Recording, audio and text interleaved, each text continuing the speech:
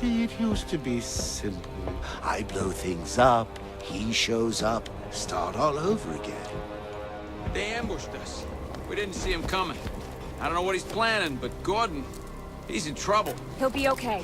I'll make sure of that. Now there's you two knuckleheads spoiling my game.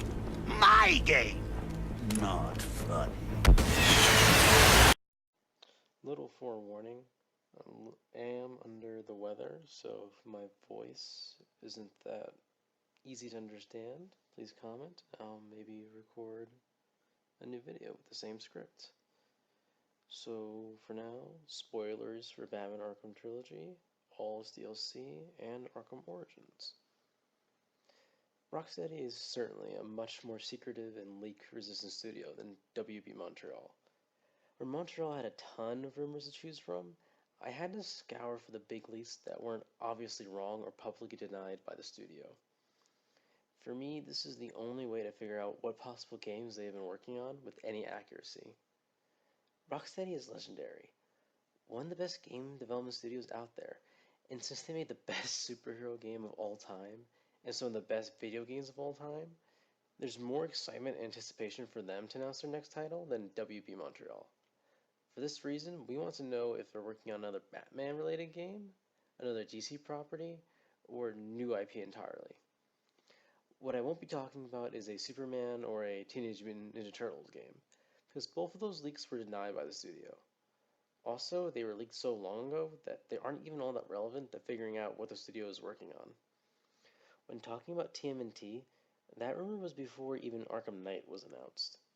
No, the three rumors I think have the most relevancy are three different games from those two. But these three would share similar ideas about superheroes similar to Superman or the Turtles in a half shell. When you think of the best family of superheroes in comics, there's generally two choices: the four Mutant Turtle brothers and the Bat family. Rocksteady may not be touching Nickelodeon's and Mirage's comic book team, but they may be making a game about the Bat family. Despite being the butt of many jokes for always working alone, Batman is the butt of many more jokes for never actually working alone. Batman's gallery of sidekicks and partners could fill their own studio team without including him or one of the Robins. So yeah, there's a lot.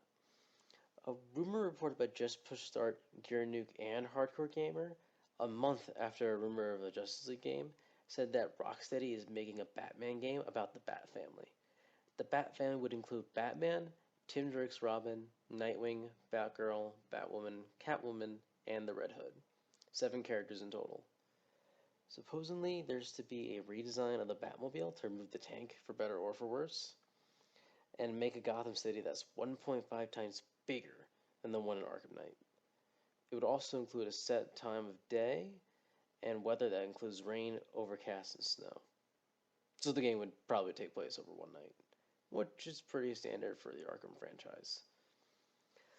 What makes this mechanically interesting is that the game would fall hard into the dual play mechanics from Arkham Knight. This is where you could switch between two heroes mid-fight, but for the Bat family, it would be expanded over a whole game, it seems.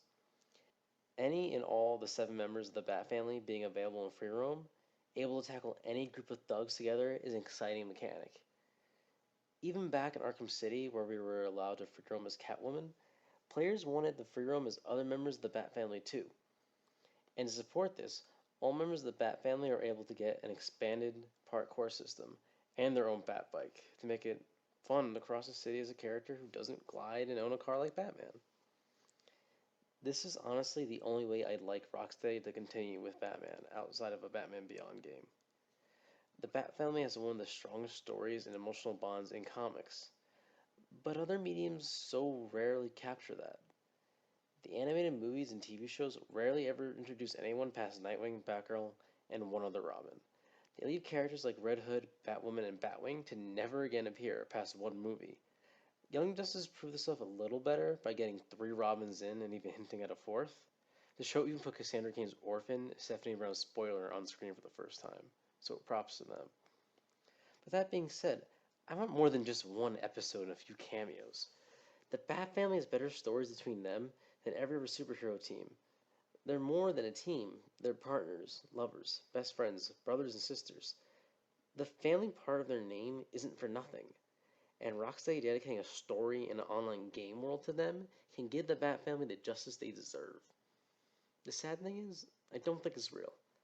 In fact, I think it doesn't make much sense for a few reasons. First, regarding the playable characters, having Batman be in it after he sacrificed himself in Arkham Knight does sour the ending of one of the game's best trilogies. But logically speaking, having Batgirl be a playable character doesn't make any sense. She's Oracle, as in she's in a wheelchair in the current timeline.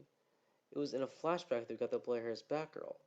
And if the whole game were a flashback, how the hell is Red Hood there? He doesn't show up until after Batgirl's been paralyzed. Then there's who the rumored villain is supposed to be, the Court of Owls. The Court of Owls is supposed to be the likely big bad for WB Montreal's game.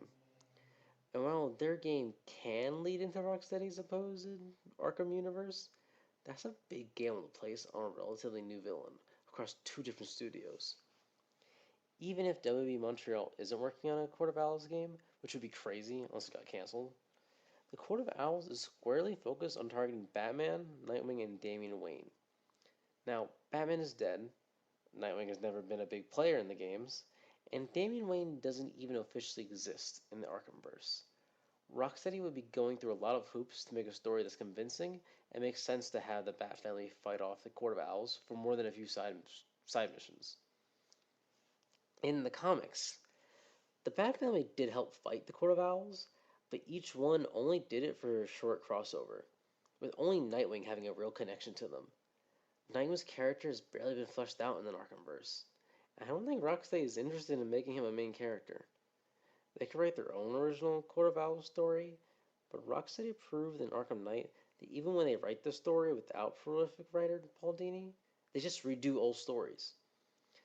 They said they were doing something new and original with the Arkham Knight, but that plot was actually a Red Hood origin story, and not a particularly original Red Hood origin at that, to be honest. But what really cast these rumors into doubt for me, more than anything, is that the game was supposed to be announced at Microsoft's X018 event, back in the fall of last year, and we all know that didn't happen. I would love a Bat family game, if Rocksteady truly isn't ready to leave Gotham yet.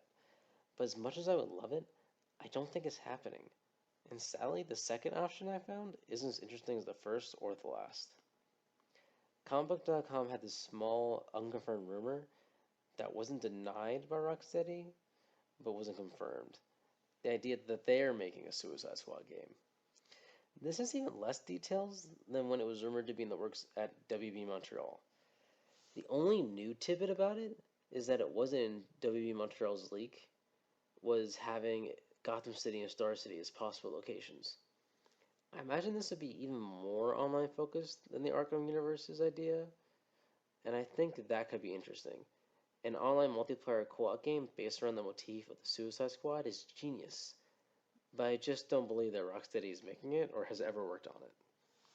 It was WB Montreal who teased the Suicide Squad at the end of their game, Arkham Origins, and it was Rocksteady who made the best part of that prequel, the Deathstroke battle, the lamest part of their game. While this is probably just me projecting my own thoughts and actions on them, the fact that Arkham Origins isn't a part of any of the collections of Rocksteady's trilogy isn't lost on me. The Suicide Squad is WB Montreal's thing, and even if that studio abandoned it, I doubt that Rocksteady would be willing to pick up their sloppy seconds.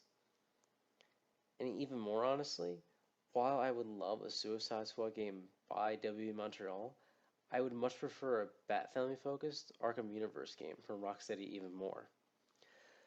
But what I want more than either of those two things is the most realistically rumored Justice League game at Rocksteady, a game even codenamed Justice League Crisis by some outlets. I love the Bat Family, sometimes a little more than Justice League, but from a gameplay standpoint, the Bat Family can't stand to the potential of a Justice League game. For those who don't know, rumors from fall of last year said a lot of things about a potential Justice League being worked on at Rocksteady. An online co-op game that you could play offline single player if you want, in the same vein as a game of service Suicide Squad game, sounds amazing. This time though, with Justice League characters, it would just be, like, the best. Arkham Knight's character switching mechanics and diverse cast of characters with a variety of powers, all in living, breathing, open-world cities, is a dream come true. The heroes rumored to be playable are Batman, Superman, Wonder Woman, Wally West Flash, Hal Jordan Green Lantern, sadly, and Cyborg and Aquaman. As much as I love the Bat family, they can't compete with the gameplay variety these characters will bring to their game. From Wonder Woman's sword and shield combat to the Flash's super speed and Superman's flight, it should be nothing but fun. And don't get me started on Green Lantern's ring. The only thing disappointing at this point about the starting cast is that they're using the worst Green Lantern. Fuck Hal Jordan. John Stewart is the best. Fight me. But in all seriousness, even if they don't mechanically play that differently from each other, the visual play and the powers that replace Batman's gadgets will all lead to a greater difference in gameplay between the characters than should be possible. Playing as Cyborg in the Arkham combat system with his blasters replacing Batman's gadgets would be more engaging, exciting, and inventive than the blandness that is Iron Man and Square Enix's Avengers game. Unlike that Avengers game, this whole campaign is rumored to be playable solo and co-op. And being open world instead of linear means replay value and longevity that makes an online community more viable than Marvel's Avengers could ever hope to be. This truly is a dream come true.